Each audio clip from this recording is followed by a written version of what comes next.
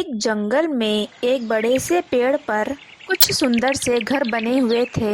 उनमें से एक घर में गौरैया और दूसरे में मीठू तोता, एक में सोनू कौवा और मीनाक्षी चील अपने अपने घरों में खुशी से रहा करते थे।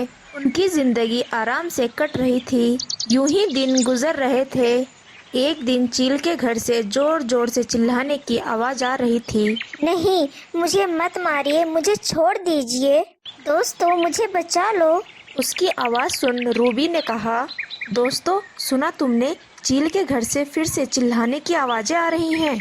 लगता है उसका पियक्कड़ पति घर लौटा है। ये सब सोचकर रूबी कबूतर, सोनू कौवा और लाडो गौरैया उसके घर जाते हैं। जैसा उन्होंने सोचा, सच में उसका पति उसकी पिटाई कर रहा था। जब तक वे तीनों पंछी उसके घर पहुंच पाते, चील के पति ने उसके सर पर जोर से वार किया, जिससे वो बेहोश होकर गिर पड़ी।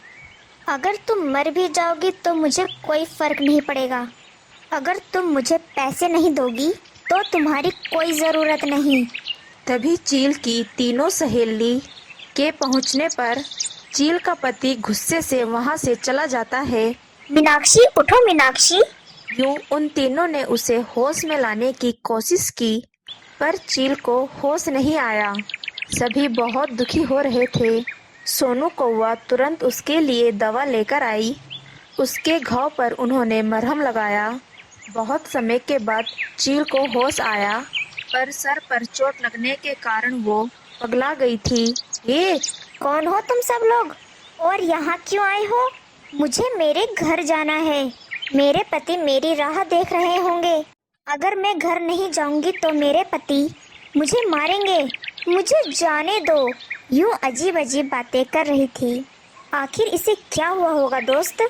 ये ऐसी बातें क्यों कर रही है? मेरी समझ में नहीं आता।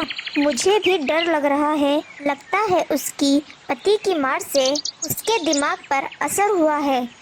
चील का अजीब अजीब बतियाना जारी था। बहुत देर तक यूं ही बात करते करते वो बेहोश हो गई। सभी की समझ में आ गया कि उसके दिमाग पर असर हुआ है। दिन यूं ही बीतते चले गए। सभी पंछी उसका छोटे बच्चे की तरह ध्यान रखने लग गए।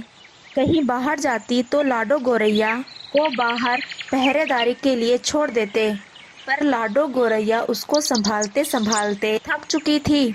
लाडो ऊब गई और एक दिन उसने चील को बांध दिया। बहुत दिनों बाद चील का पति वापस लौटा। क्या हुआ? इसे ऐसे बांधकर क्यों रखा है? तुम्हारी मार की वजह से उसके दिमाग पर असर हुआ है और उसकी ये हालत हुई है। तुम जैसा निर्दयी पति किसी का भी ना हो। वैसे भी तुम इतने समय बाद वापस क्यों लौटे हो? क्या ये देखने के लिए कि वो जिंदा है या मर गई? इस पर गुस्से से चील के पति ने कहा, समझो आज से हम दोनों का रिश्ता खत्म। मुझे इससे कोई लेना देना नहीं। ये कहकर चील का पति वहां से चला गया। लाडो ने उसे रोकने की बहुत कोशिश की, पर वो नहीं रुका। यूं ही दिन बीतते गए। एक दिन उसकी सहेली पंछियों ने कहा, कभी नहीं सोचा था कि इसकी हालत ऐसी होगी, कि हम कभी इसे ऐसे देखेंगे। अपनी दोस्त चील की ऐसी हालत देखकर सभी सहेलियों को बहुत बुरा लग रहा था। सभी ने हाथ जोड़कर भगवान से प्रार्थना की कि उनके जीवन में अच्छे पलों को ला दे। अचानक कुछ दिन बीतने के बाद मीनाक्षी चील घर से गायब हो गई। बिन बताए आखिर मीनाक्षी चील गई कहाँ? घबराई हुई गौरैया उसकी तलाश में निकली तो चील पटरियों के पास खड़े होकर अजीब अजीब बातें कर रही थी। गौरैया तुरंत उसके पास गई। दोस्त, घर चलो, तुम यहाँ क्या कर रही हो? गौरैया के कहने पर भी चील ने उससे कुछ नहीं कहा और खामोश रही। कुछ देर बाद उसने गौरैया को पटड़ी से बांध दिया। दोस्त, ट्रेन के आने का समय हो रहा है, मुझे खोल दो, मैं मर जाऊंगी दोस्त, ये रस्सी खोल दो। हा हा हा, बड़ा मजा आ रहा है। यूं वो बड़ी खुश हो रही थी। इतने में ट्रेन आ गई। गौरैया की समझ में नहीं आया कि वो क्या करे।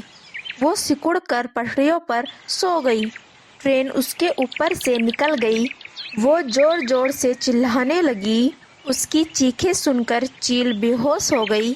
ट्रेन निकल गई। गौरैया को कुछ नहीं हुआ था, वो सुरक्षित थी। दूसरी ओर अपनी सहेलियों को ढूंढती हुई सोनू कौवा और रूबी कबूतर उड़ते हुए उन्हें ढूंढने लगी। अपने दोस्तों के लिए चिंतित होकर दोनों उड़ते उड़ते रेल की पटरियों के पास पहुंचे। लाडो को इस हालत में देखकर दोनों घबरा गए और तुरंत उसे वहां से छुड़ा दिया। गौरैया ने उन दोनों से कहा, सबसे पहले उसे देखो, उसे हुआ क्या है।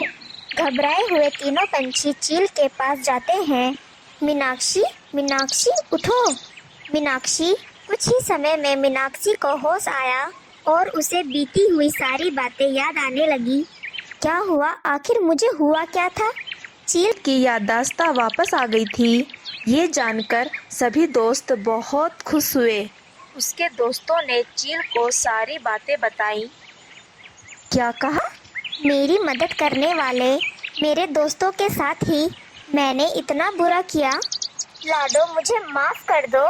ये तो अच्छा हुआ कि तुम सही सलामत हो, वरना मैं जिंदगी भर अपने आप को कोसती रहती। यूं रोकर चील ने उससे माफी मांगी। कोई बात नहीं दोस्त, तुमने कोई जानबूझकर तो नहीं किया। जो भी हुआ उससे भूल जाओ। हाँ दोस्त, तुम्हें दुखी होने की कोई ज़रूरत नहीं। जो हुआ सो हुआ।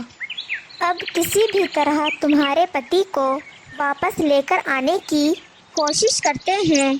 भला क्यों दोस्तों? जिसने मुझे ठुकरा दिया, मैं उसके पास वापस क्यों जाऊं? अब मुझे भी उसकी कोई ज़रूरत नहीं। मैं यही सोच लूँगी कि मेरी शादी ही नहीं हुई। पति वो होता है जो बर्दाश्त कर पाए और अपनी जिम्मेदारियों को ठुकरा कर यूँ तकलीफ देने वाला पति नहीं होता। अगर वो कुछ ना कर घर पर बैठकर खाना भी चाहे तो मैं चुप रहती, पर इस तरह मनमानी से अत्याचार करने वाला पति मुझे नहीं चाहिए। हाँ दोस्त, तुम सही कह रही हो। नहीं, तुम्हें वापस नहीं जाना चाहिए। अगर वो वापस आया तो तुम्हारी जान को खतरा हो सकता है। हमें यहाँ रहना ही नहीं चाहिए। उसे ये पता ही नहीं चलना चाहिए कि हम कहाँ हैं। हम लोग यहाँ से कहीं दूर चले जाते हैं। ये तय कर वो सब वहाँ से चले जाते हैं। बहुत दूर तक यात्रा तय कर वो एक जगह पहुँच जाते हैं। वहीं पर उन सब ने मिलकर एक बड़ा सा घोंसला बनाया और उसी में रहने लगे। अगले सवेरे देखा तो पास वाले पेड़ पर मीनाक्षी का पति पागल हो चुका था।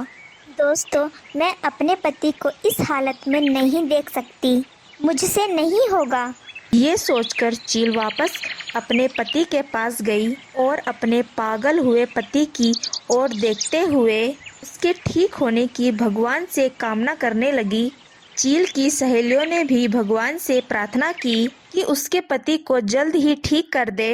कुछ समय बाद पति की याददाश्त वापस लौट गई। उसने अपनी पिछली बातों के लिए अपनी पत्नी से माफी मांगी